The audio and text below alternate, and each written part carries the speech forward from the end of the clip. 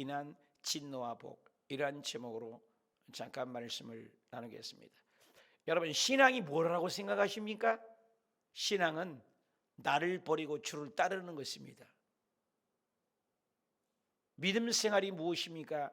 내 생각을 죽이고 하나님의 생각으로 받아들이는 것입니다. 그러니까 얼마나 어렵습니까? 그래서 요즘에는 포스트 코로나 시대, 포스트 모더니 시대, 포스트라는 말을 씁니다. 이 말은 해탈이요, 해탈. 해제. 내 방식, 내 생각, 내 뜻, 내 경험. 내가 주인이 돼서 내 방식대로 살겠다는 것이 강한 것입니다. 그런데 예수님을 믿는다, 그것은 뭐냐면은 나를 버리는 거예요. 주인을 바꾸겠다는 거예요. 주인 바꾸기입니다. 주인 바꾸기. 끊임없는 주인입니다. 그래서 성경에는 그 어떤 것도 주인이라고 표현하지 않는데 황금 만능주의시자 물질을 두 주인으로 얘기하지 않습니까? 두 주인. 누가 주인이냐? 그래서 책도 나왔어요. 하나님, 다음으로 좋은 게 돈입니다. 하나님을 믿는다고 하지만 끊임없이 우리에게는 보이는 현실 속에 살기 때문에 갈등이 됩니다. 예수님을 믿고 하나님을 따르는 것은 나를 비우고 하나님의 방식대로 살겠다. 그것이 신앙입니다. 끊임없는 갈등이 있죠. 예수님께서도 뭐라고 합니까? 나를 따르라. 따르면 뭘 따라요? 자기를 부인하고. 얼마나 힘듭니까? 자기를 부인한다는 게. 저도 자아가 있거든요. 끊임없는 자아가 누구에게나 있습니다. 그런데 그걸 버리라는 거예요. 창세기에서 아담과 하와를 만들어 놨을 때 뭐라고 합니까? 아담에게 모든 통치권을 부여해 주었습니다. 다 주었으면 딱 한 가지 주잖아요. 선악을 알게 하는 먹지 마라. 그것도 동산한 가운데라는 말을 해요. 중앙에 있다는 것입니다. 우리 삶의 모든 모토의 중심 속에 그게 있다는 거예요. 그런데 그걸 볼 때마다 뭐예요? 따먹지 말아라는 거예요. 먹는 날은 정령 죽으리라. 그것은 뭐예요? 나를 비우라는 거예요. 바운다리가 있다는 겁니다. 경계선이 있다는 것입니다. 근데 그것을 어기는 것입니다. 그 이후로 주인을 바꿔버렸습니다. 자기가 죄를 범함으로 자기가 주인이기 때문에 저주가고 죽음이 왔습니다. 이거 갈등이 있습니다. 역대상은 1장부터 9장까지는 끊임없이 족보를 얘기했습니다. 족보는 제일 앞에 나온 사람과 제일 뒤에 나온 사람이 제일 중요해요. 누구부터 시작합니까? 인류 최초 아담부터 시작했습니다. 그리고 쭉 찾아갑니다. 이스라엘의 다윗까지 찾아갑니다. 지파별로, 또 포로 귀환 시대, 이런 시대별로 쭉 핵심 멤버의 족보를 얘기하다가 9장에 가서 다윗을 찾아냅니다. 그럼 다윗에 대한 이야기를 하겠다, 이 말이 바로 족보입니다. 그래서 족보형 보면 제일 처음과 나중입니다. 근데 9장부터 이어서 다윗 얘기를 할 때 사울 왕 얘기를 10장에 잠깐 하고 11장에 용사, 용장들, 11장, 12장에 어제까지 우리가 배웠습니다. 오늘 13장에 와서 다윗이 왕이 딱 되고 보니까 우리는 이렇게 살면 안 되겠다 해서 이제 하나님을 잘 섬기자. 다윗이 왜 훌륭합니까? 오늘날 많은 사람들이 섰다 하면 넘어지기가 쉽고 높아지면은 과거를 싹둑 잃어버립니다. 근데 다윗이 왕이 되자마자 제일 먼저 하는 일이 법궤 찾자. 법궤는 뭡니까? 우리가 요즘에 주일날 성막론을 배웁니다만 성막 중심 아닙니까? 성막은 하나님 중심, 말씀 중심, 예수님 중심. 그러니까 하나님 말씀대로 믿겠다는 것이 성막이거든요. 그러니까 하나님은 섬기는 예법이 성막론 아닙니까? 그 성막의 가장 핵심이 뭡니까? 바깥뜰이 있고 성소가 있고 지성소가 있지 않습니까? 지성소가 뭡니까? 지성소 안에는 오직 법궤가 스라벨로 있는 법궤가 있어요. 법궤 위에로부터 나와서 구름 기둥과 불 기둥이 이스라엘 백성을 40년 동안 하나님이 임재를 상징합니다. 그런데 법궤를 잃어버렸습니다. 블레셋과 싸워서. 그래서 다윗이 왕이 되자마자 하는 일이 바로 법궤 찾는 일을 하는 것입니다. 여러분 한번 생각해 보세요. 3만 명이면 적은 숫자가 아닙니다. 3만 명을 동원해서 법궤를 찾아오려고 계획을 하는데 먼저 모사를 꾸미고 먼저 회의를 합니다. 1절 볼까요? 다윗이 천부장과 백부장 곧 모든 지휘관을 불러 더불어 지휘관을 더불어 의논하고, 답시다. 의논하고. 여기 뭡니까? 천부장 대단하죠. 1000명의 대장 아닙니까? 백부장 100명의 대장 아닙니까? 그죠? 저는 요즘에 한 백부장 정도밖에 안 되잖아요. 여의도에 있을 때는 천부장까지도 해봤잖아요. 그렇게 몇 명을 만든 장이잖아요. 그게 대빵이야. 리더자들이죠. 그런데 리더자들을 모으는 거죠. 핵심 멤버를. 그리고 모든 지휘관이에요. 모든 지휘관. 구역장님, 남녀 선교 회장님, 기획위원장님, 또 재정위원장님, 우리 교회 각 부서가 세우는 분들이 있죠. 체육선교회 부장님, 기술부장님, 건축위원장님, 이렇게 세워져 있지 않습니까? 이번에 여성교회 또 회계서기님, 이렇게 모든 지휘관들이죠. 리더자들을 더불어서 의논했다. 굉장히 중요합니다. 다윗 혼자 독불장군으로 하지 않았습니다. 저는 우리 교회가 비록 적은 교회지만 조금 뭐 살려가면 다 의논합니다. 특별히 100만 원 이상만 되면은 절대로 제 마음대로 한 적이 없습니다. 운영위원회를 거쳐서 운영위원회에서 하지 마십시다, 안 합니다. 하십시다, 합니다. 그만만치 성도님들에게 위임을 하는 거죠. 중요하죠. 어저께도 주일날도 여기 온도 우리가 체크하는 것이 잘 안 돼요. 저게 꼭 여기다 갖다 대갖고 해야 나와요. 아주 좀 느려요, 동작이. 근데 우리 아들 여한이가 하나 샀는데 딱 갖다만 대면 그냥 가까이만 가면은 온도가 딱 나와버려요. 그러니까 빨리 온도를 측정할 수 있는데 우리 게 늦어요. 그래서 그걸 하나 사자 해가지고 재정위원장님하고 상의를 했더니 그러면 사십시오. 그래서 허가 떨어져서 어제 9만 얼마짜리인데 싸게 나왔어요. G마켓은 7만 얼마로 싸게 샀어요. 조금이라도 싸게 살려고. 그렇게 해서 결제를 받아요. 뭐든지. 그래서 묻고 이런 거 하는 것도 어떻게 할까요? 묻는 거예요. 묻는 거. 교회를 독재로 하는 목사님들도 참 많습니다. 독불장군으로. 뭐든지 상의를 해요.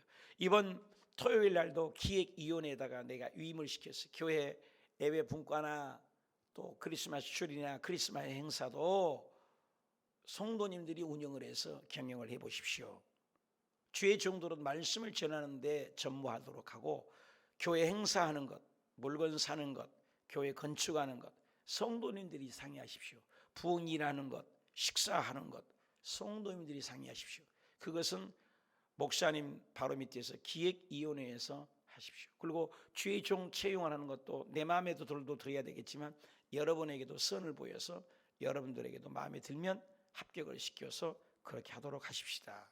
회의를 했어요. 화상회의를 했다고요. 화상회의를 잘해요, 젊은 사람들이요. 뭐든지 이렇게 저도 그렇게 합니다. 그런데 다윗이 그런 모습이 있어요. 독재.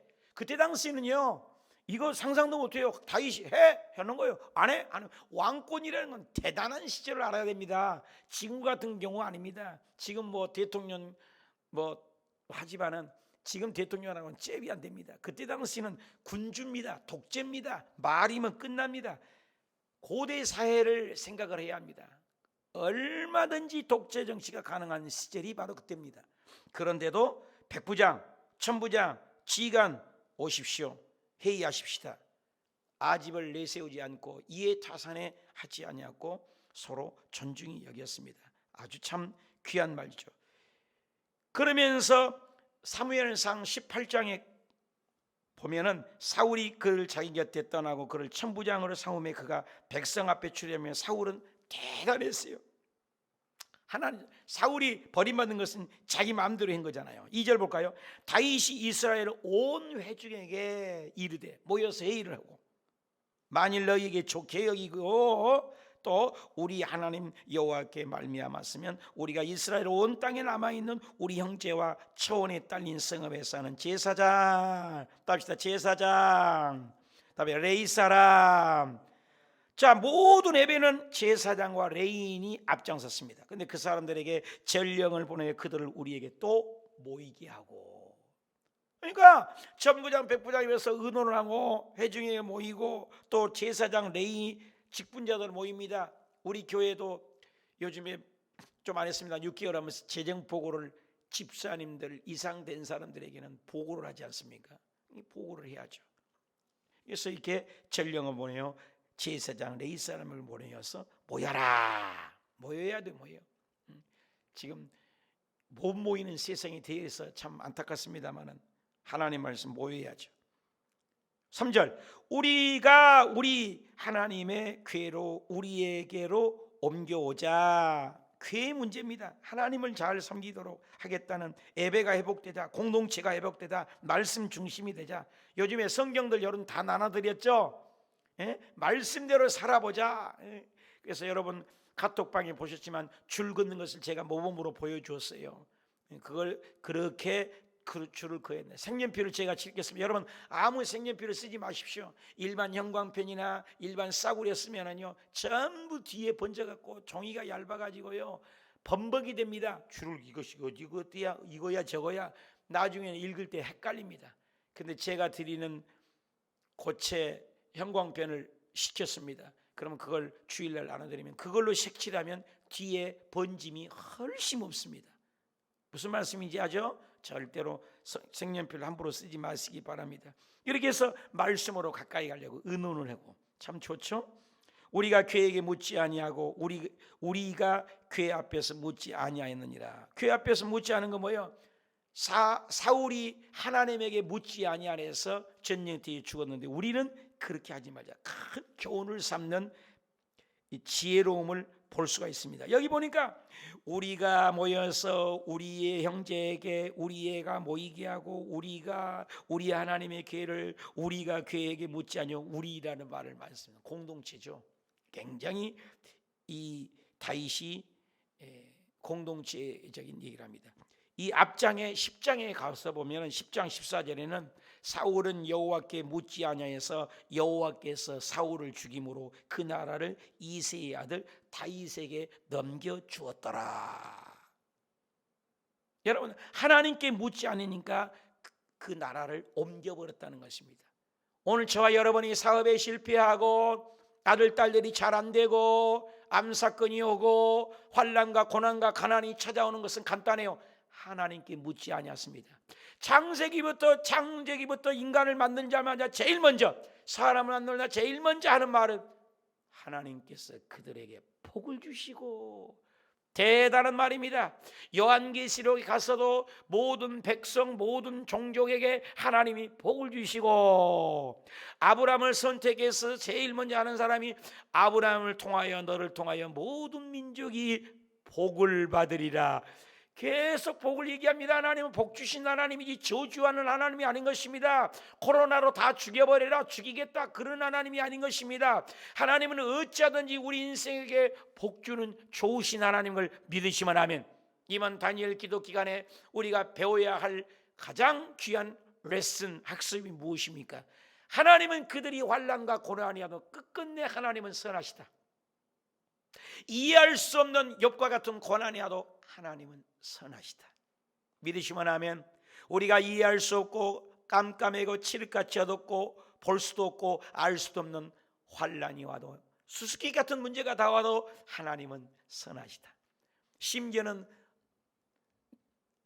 아빠가 목사님인데도 그 성폭행을 얼마나 당했는데도 그래도 하나님은 선하시다. 참 대단하잖아요. 여러분 사람을 보지 마십시오. 환경을 보지 마십시오. 직분을 보지 마십시오. 하나님을 바라보십시오. 하나님은 선하십니다. 이겁니다. 4절 보십니다. 못 백성이 눈이 이 일이 좋게 여김으로 답시다. 못 백성이 이 일이 좋게 여김으로 절대 다윗 온다 결정하지 않았습니다. 온 회중이 그대로 행하겠다 한지라. 하나님의 궤를 옮겨오십시다. 그러니까 여기저기서 안 됩니다. 그러면 안 한다는 거예요. 저도 우리 교회 이번에 카렌다가 나왔습니다. 이번 주부터 나눠드리려는데 카렌다를 얼마나 잘 만드는 거예요. 카렌다 저는 위에서 결제만 했지 그분들이 사진 고르고 또 우리 성도님들이 배치를 하고 배치한 것을 당신들끼리 의논하고 이래가지고 카렌더가 만들어졌어요. 얼마나 귀합니까? 요즘에 우리 성도님들이 굉장히 퀄리티가 있고 성숙해지셨어요.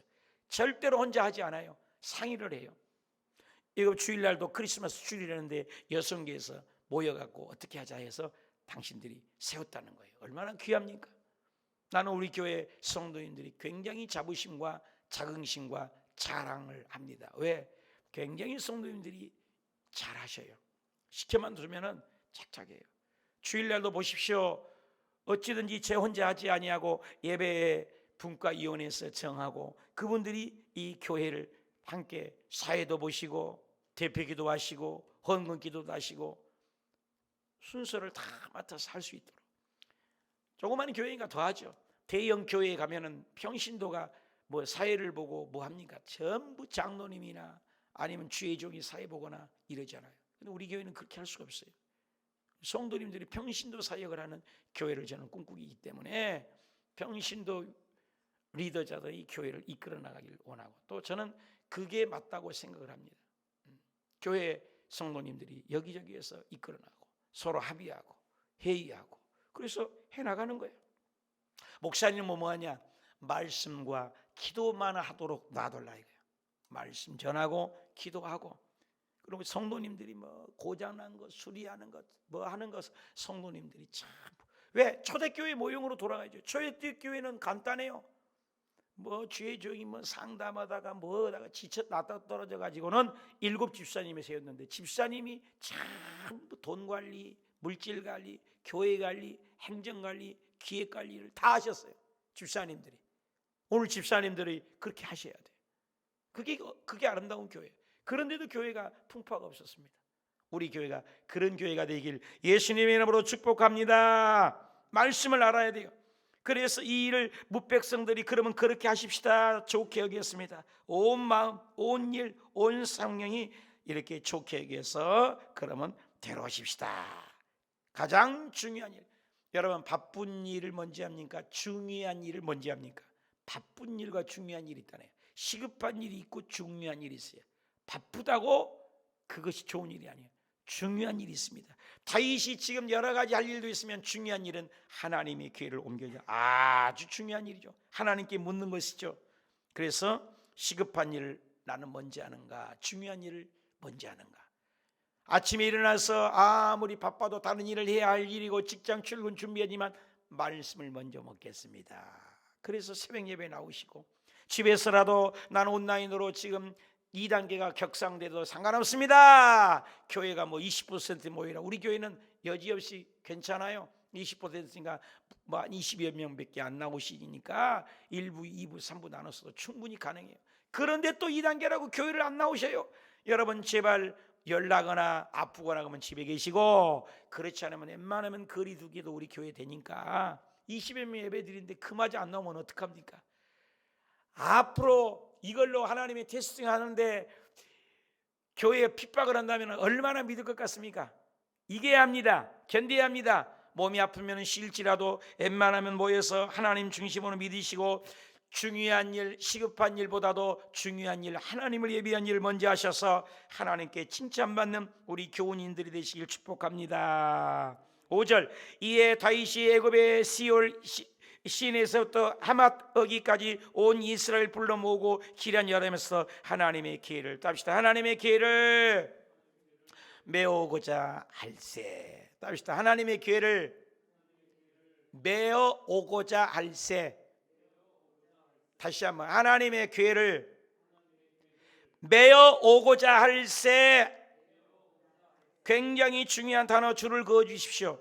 여러분 원래 이스라엘 백성은 단에서부터 부엘세바 하면은 전부 칭하는 거예요. 우리나라 평양도에서 저 제주도까지 백두산에부터 한라까지 이런 우리나라는 한반도를 땅을 얘기하는 것처럼 단 꼭대기에서 또 부엘세바 그러면 이스라엘 전체를 얘기하는 건데 이것은 뭐예요? 시올이라는 그 더 위에서부터 하맛 어기까지 이렇게 얘기한 것은 그만만치 다윗 시대에 땅을 많이 차지했고 영토가 엄청나게 광활한 광대 영역을 강조하기 위해서 시올에서부터 하맛까지 그 하나님의 영광이. 그래서 지금도 이스라엘 백성들이 꿈꾸고 그때도 꿈꾸고 성경에도 꿈꾸고 다윗의 왕을 쫓았냐 아합의 왕을 길을 갔느냐, 계속 다윗의 길이냐 아합의 길이냐 묻는 것입니다. 그것은 간단합니다. 여호사밧 왕 때 이세벨의 그 마귀를 쫓는 우상 앞에 바알 아세라 신을 섬기는 신을 받아들이는 것과 다윗은 모든 것을 하나님의 중심으로 하는 것을 비교가 된다 그 말입니다. 그런데 다윗 시대에 시올에서 하마니까 어마어마한 그 영토를, 그 이후로 다윗처럼 그렇게 땅을 확장시킬 때가 없을 정도 엄청나게 잘 살고 땅이 넓게 차지했다는 거예요. 그러니까 다윗이 대단한 거잖아요. 우리나라도 옛날에 삼국시대 보면 고려시대 여기 중국까지도 우리나라 땅이었지 않습니까? 그러니까 이것은 시올에서 하마까지인 것은 엄청난 부자 나라였었고 엄청난 힘이 있었고 엄청난 파워가 있었고 다윗을 그렇게 하나님이 높였어요. 왜? 다윗은 누구를 얘기합니까? 아담에서부터 다윗을 찾아간 이유는 뭐예요? 다윗이 예수 그리스도를 상징하기 때문에. 그래서 사무엘상에는 다윗의 실수했고 잘못했던 것들을 들추어내고 개인을 얘기하지만 이 역대상에는 그런 초점이 아니고 못났음에도 불구하고 버림받은 맏덩이 걸고 다윗의 좋은 점만 부각해서 왕권을 얘기하는 것은 다윗이 예수 그리스도의 상징하는 모습을 얘기하는 거죠. 그래서 엄청난 땅을 차지했는데 하나님의 기회를 메어오고자 하세요. 하나님의 기회를 메어오고자 어깨. 6절 볼까요? 다윗이 온 이스라엘 거느리고 바알라 또 곧 유다에 속한 기럇 여아람에 올라가서 여호와 하나님에게를 메고, 하나님 중심이죠. 이는 여호와께서 두 그룹 사이에 계시기 때문에 그러한 이름으로 일컬음을 받았더라. 그래서 하나님의 교회라고 한다는 거죠. 7절 하나님의 계를 새 수레에 싣고 이상하지 않아요? 새 수레에 싣고. 5절에는 뭐라 했어요? 하나님의 기회를 메어오고자 한다겠죠. 5절에 뭐라 했어요? 줄 구라겠잖아요. 메어오고자 한다겠잖아요. 근데 여기는 뭐예요? 7절에는 하나님의 기회를 새 수레에 실었다는 거예요. 아미나답의 집에 나오사 우사가 아히오는 수레를 몰았는데 다윗과 이스라엘 온 무리는 하나님 앞에 힘을 다하며 뛰놀며 헐싸졌다. 자, 하나님이 오신다. 노래를 부르습니다. 수금을 찼습니다. 비파와 소고와 재금과 나팔로 연주하니 기로 타작마당에 들어서서 소리 띠므로 우사가 손을 펴서 궤를 붙들었더니 우사가 손을 펴서 궤를 붙들음으로 말미암아 여호와께서 진노하사 치심에 그가 거기서 하나님 앞에서 죽으니라. 여러분 좀 이상하지 않습니까? 법궤를 가져오는데 아까는 처음에 5절에 뭐라 했어요? 어깨에 메고, 하나님의 궤를 어깨에 메고. 이것이 레위에도 나와 있고 역대상에도 15장 15절에 나와 있고 끊임없이 나와 있어요. 어깨를 메고 제사장들이 요단강 건널 때도 하나님의 궤를 어깨에 메고 요단강을 밟으며 어깨에 메고. 하나님의 궤는 어깨에 메는 거라는 거예요. 하나님 모실 때는 힘이 들어가야 되고 수고가 있어야 되고 헌신이 있어야 되고 땀을 흘려야 되고 좁은 길을 가야 되고 하나님의 법칙대로 해야 된다 이 말이에요. 그런데 여기는 뭐였어요? 하나님의 궤를 7절에 새수레에 실었다는 거예요. 그래서 하나님의 궤가 소가 띠므로 법궤가 넘어지려니까 우사가 만지니까 그 자리에서 즉사했습니다. 여러분 3만 명이 동원됐다니까요. 몇 명이요? 3만 명. 적은 수가 아닙니다. 오늘날도 그때 당시도 3만 명이어서 풍악을 울려라, 징을 쳐라, 높은 소리 나는 재금을 울려라, 온 소고를 쳐라, 나팔을 불어라, 빵빠를 불러라, 드럼을 쳐라, 금과 비파, 수금 온갖 악기를 동원해서 3만 명이 들썩 한호성을 지르고 하나님의 궤가 온다. 얼마나 좋았어요. 그런데 소가 갑자기 수레에 실은 것에 뛰는데 법궤가 넘어지려고 떨어지려고. 당연하지요. 이거 여러분 이해가 안 가잖아요. 법궤가 떨어지면 안 만져요. 여러분 안 만지냐고요. 이게 더 무너지려고 하면 안 만져요? 만지죠. 그런데 죽여버렸어요. 왜? 아무리 좋은 일을 하려고 해도 하나님의 법칙이 있다는 거예요. 법칙. 우리가 열심만 갖고 믿는 게 아니에요. 답시다. 속도보다 방향입니다. 다시 한번 속도보다 방향입니다. 다시 한번 열심보다 방향입니다. 열심히 뛰어가면 엉뚱한 데로 뛰어가면 뭐해요? 열심히 빨리 가면 뭐해요? 엉뚱한 데로 가면 안 되죠. 늘 얘기하지 않습니까? 한국 사람이 미국의 공항에 도착하자마자 택시 타자고 허리업 빨리 갑시다. 빨리 가.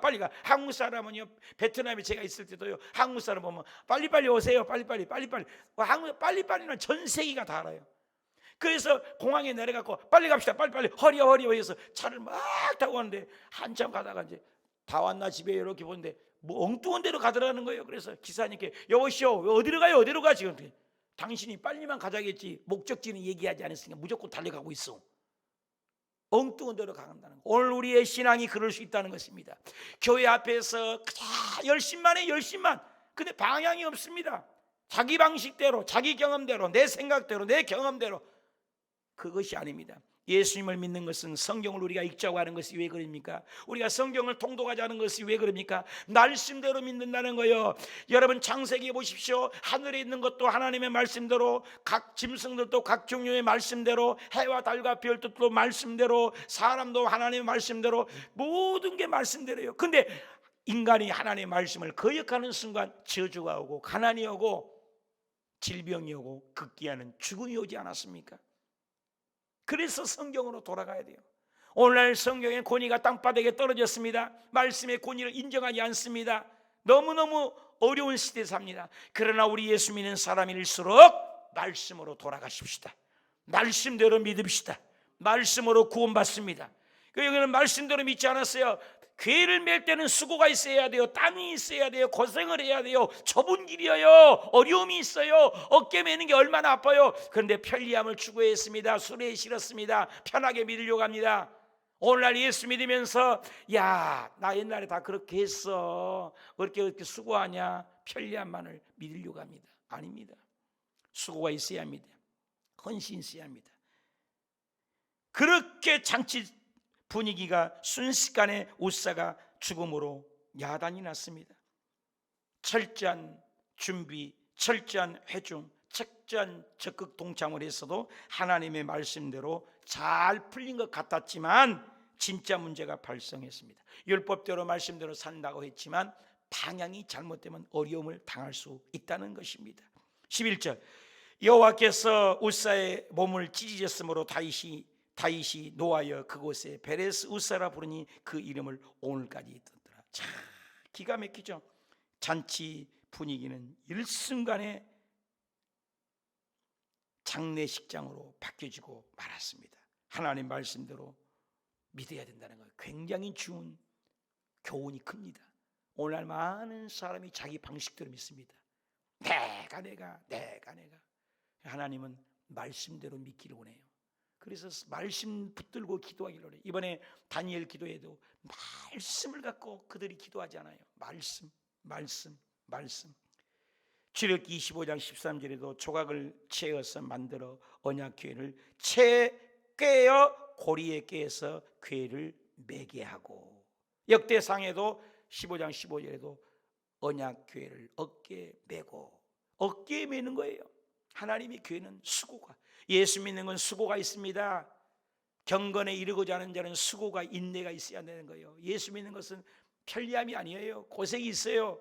그래서 주님께서 나를 믿으면 좁은 길로 가라 그랬지, 넓은 길로 가라 안 했어요. 넓은 길로 가는 자는 많다겠어요. 예수 믿는 건 새벽 예배 오는 게 쉬워요? 어려워요. 저는 지금도 30여 년 새벽 예배 이럴 때 날 때마다 몸이 펄떡 안 일어나져요. 아무리 오래 해도.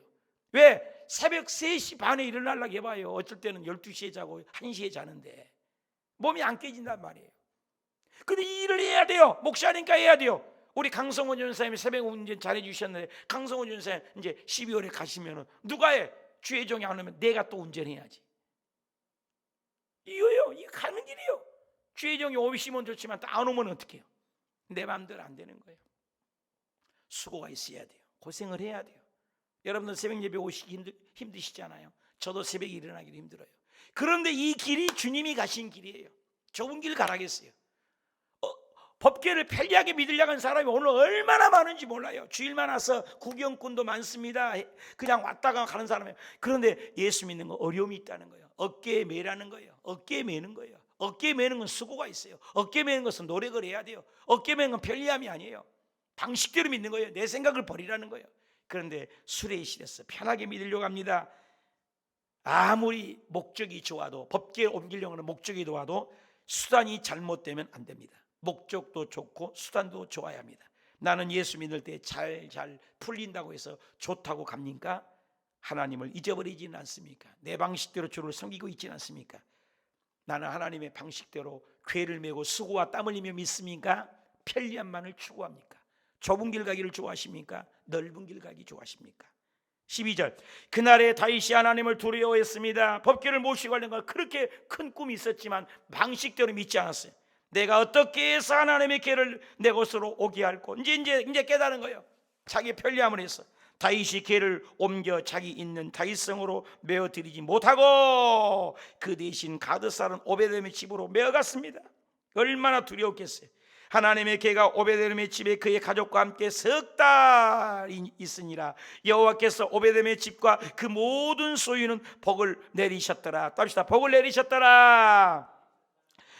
여러분, 열광과 멈추지 않고 춤췄는데 찬양은 슬픈 곡으로 바뀌었고, 높은 환호 소리는 통곡의 울음바다가 되고, 기쁨은 슬픔으로 바뀌고, 흥분된 소리는 침묵의 시간으로 되고, 웃음이 부푼 것은 차디찬 애곡의 시체로 변했습니다. 충격과 탄식과 피해감에 젖어 있었습니다. 말씀을 듣지 않고 기복적인 믿음, 그것은 회개했습니다. 모래 위에 지은 집은 무너지기가 쉽습니다.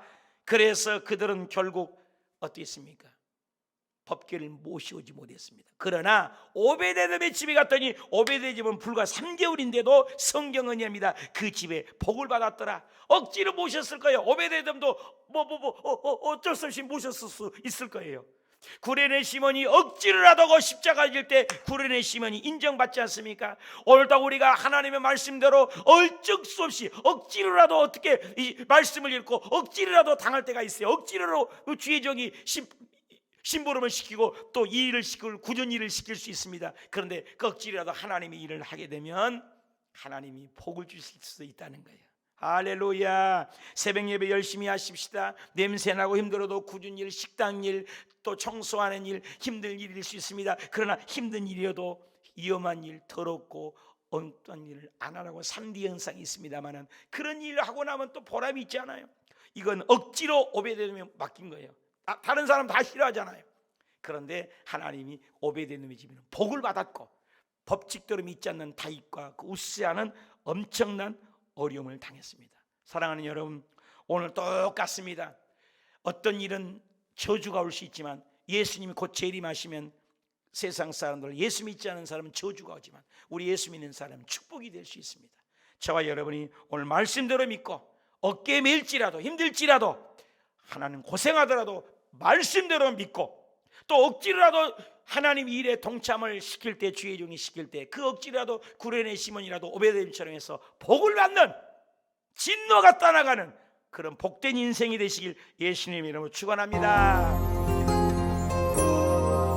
어린 양